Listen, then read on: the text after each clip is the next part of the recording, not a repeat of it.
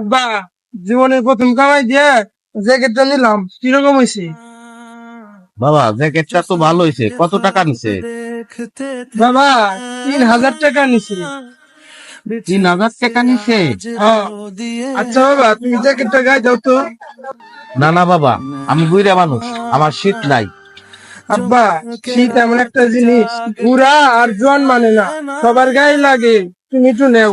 शहर में पल के मीचते हैं यूं जुदा हुए कदम जिन्हों বাজান, জ্যাকেটটাই তো ভালো হোম আছে। আব্বা, জ্যাকেটটা আমি তোমার লিগেই কিনছি। কি করবো বাজান? আব্বা, তুমি শীতে কাঁপবে,